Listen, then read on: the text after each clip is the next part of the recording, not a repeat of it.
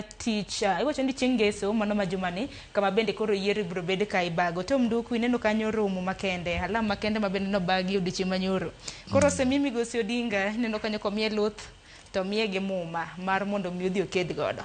Wachake mana gi kanyo ng'welaro kombe UC ma bende koro chuchieng'. Ing'eni sani Sharon weche mwanyalo wacho mang'eny koro onge.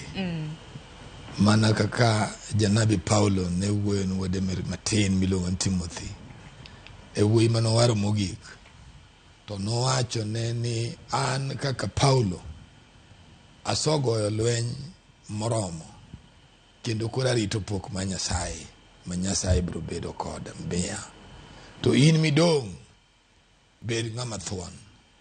Gima duong' ma jakom koro nigo en kaka nyoro osokete lwet Nyasaye.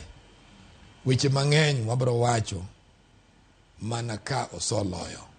Wan wakete mani lemo kendo wakete mani ng'wono ma Nyasaye nikech osotemo. Wuodu kanyalo minre budwe bular kom maduong'. Ing'e ni aneno gimoro ma ing'e na ana jalejo. To Baba Mtakatifu nowuoyo ka wan waonge dini ne watindo kabisa. To nowacho chieng' moro ne oneno ka jaluo notele piny mangima. Ji mane nie tiende ne koneno.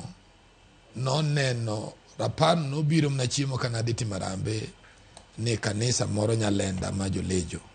Ka jaduong' moro wacho ni an kang'eyo ne jaduong' wuoyo kuom Obama.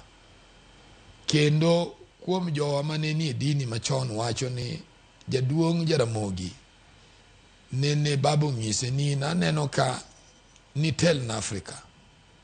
Wan koro waneno gi kaka jolejo. Omiyo wan gima wanyalo timo en weyo baba e lwet lemo. Kendo mang'eny to wabro na wacho bang'e. En bendo so kedo. Gima ng'eyo na Afrika bro losore. Mata ng'eyo kupo Nyasaye okonye bodonjo. Africa must have hope.